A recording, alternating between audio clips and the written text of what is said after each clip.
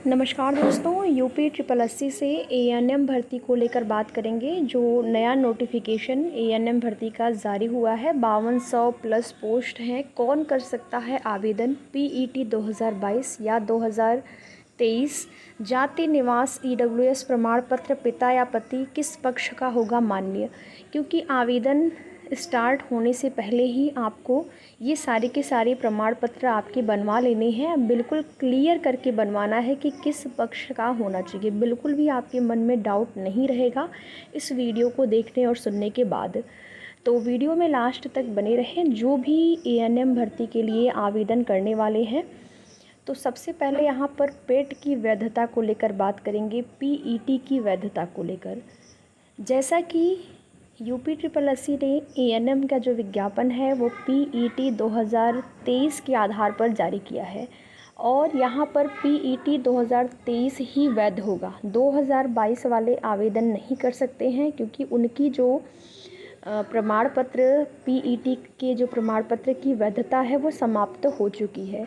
2023 PET वाले ही केवल आवेदन कर सकते हैं। ठीक है, पहला डाउट उम्मीद करते हैं कि आपका क्लियर हो गया होगा कि अगर आपने पेट 2023 दिया है, जैसे कि इस पे हो सकता है पहले से संविदा कर्मी हो जो आउटसोर्सिंग के माध्यम से, या संविदा पर जो कार्यरत बहनें हों, या फिर जिनकी एज जो है ज़्यादा हो गई हो, जिनको पीईटी के बारे में नहीं पता रहा हो कि पीईटी का एग्ज़ाम हमको देना होगा तभी हम एएनएम परमानेंट वैकेंसी के लिए आवेदन कर सकेंगे, तो वो नहीं कर पाएंगे। भले ही आपके पास कितना ही एक्सपीरियंस हो, जो अनुभव है, अनुभव के आधार पर आपको अधिकतम जो वेटेज है वो मिलने वाला है 15 अंक का।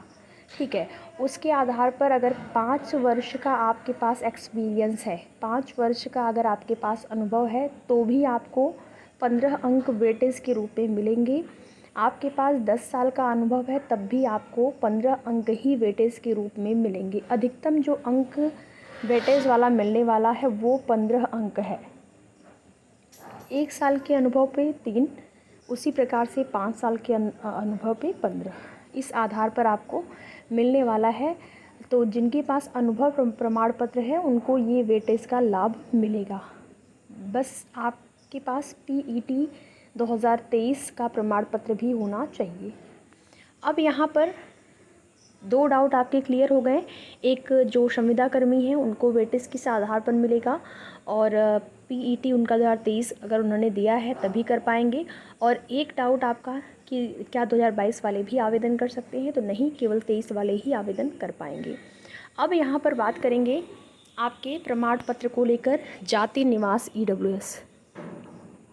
तो देखिए, आपका जो निवास है, ठीक है, निवास आपका, अगर आप शादीशुदा हैं तो निवास आपका जो है वो शादी के बाद आपके पति पक्ष का लगेगा, जहां आप निवास कर रहे हैं वर्तमान में। तो आपका जो निवास प्रमाण पत्र है वो पति पक्ष का लगेगा, जहां पे आप निवास कर रहे हैं वहां का लगेगा। जाति प्रमाण पत्र आपके पिता पक्ष का लगेगा। ईडब्ल्यूएस प्रमाण पत्र जो है वो आपके पति पक्ष का लगेगा। ठीक है, जाति जो है वो पिता के आधार पर लगेगी। इस बात का आपको विशेष ध्यान रखना है। बाद में अगर आपने तैयारी करा भी और अगर आपने आवेदन कर भी दिया तो बाद में आप डीवी में बाहर हो जाएंगे। तो इससे अच्छा है कि पहले ही इन सब चीज़ों को आप क्लियर कर लीजिए। आपका जो कास्ट सर्टिफिकेट है वो आपके पिता पक्ष का ही होना चाहिए, भले ही आप चाहे आप मैरिड हो या फिर अनमैरिड। ठीक है, शादी के बाद भी आप पिता पक्ष का ही जाति प्रमाण पत्र आपका मान्य होगा। फीमेल के लिए, मेल के लिए ये सारी प्रॉब्लम नहीं होती है, जो होता है सो होता है। फीमेल के लिए सारी समस्याएं होती हैं, क्योंकि सारी समस्या जो है फीमेल को ही होती है अगर देखा जाए तो। ठीक है, मेल के लिए तो ये नहीं होगा ना कि पिता पक्ष का लगेगा, कौन से पक्ष का लगेगा। ये सारी प्रॉब्लम जो होती है औरतों को ही होती है, फीमेल कैंडिडेट्स को ही होती है। लेकिन आपका जो जाति प्रमाण पत्र है वो पिता पक्ष का होना चाहिए। निवास और ईडब्ल्यूएस जो है वो आपका पति पक्ष का लगेगा। आप बनवा लीजिए, क्योंकि ईडब्ल्यूएस बनवाने जाएंगे तो उसमें भी आपका मान के चलिए कि 20 दिन का टाइम लगा ही लेते हैं। तो जाति प्रमाण पत्र है आपका, निवास वगैरह है, निवास में भी 15-20 दिन का टाइम लगा ही लेते हैं। तो विलम्ब न हो, आपको बस इतना कहने का मतलब है कि विलम्ब न हो। एक चीज़ बिल्कुल क्लियर है, इसमें आपको बिल्कुल भी डाउट नहीं होगा। कहाँ से बनेगा, कैसे बनेगा, आप उसको पता करिए। तहसील पे जाइए, आपका जो तहसील होगा, तहसील से आपकी सारी चीज़ें जो हैं वो बन जाएंगी। तहसील पे आप संपर्क करिए, किसी ईडब्ल्यूएस के लिए किसी वकील वगैरह से आप संपर्क कर सकते हैं, आपका बन जाएगा। ठीक है।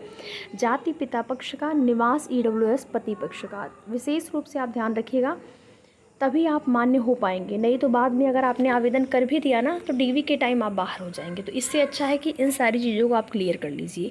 सबसे ज़्यादा जो आपके मन में डाउट है वो इसी चीज़ को लेकर है। और अगर कोई डाउट है तो आप कमेंट करके पूछिएगा, हम पूरी कोशिश करेंगे कि उसका रिप्लाई आपको करें।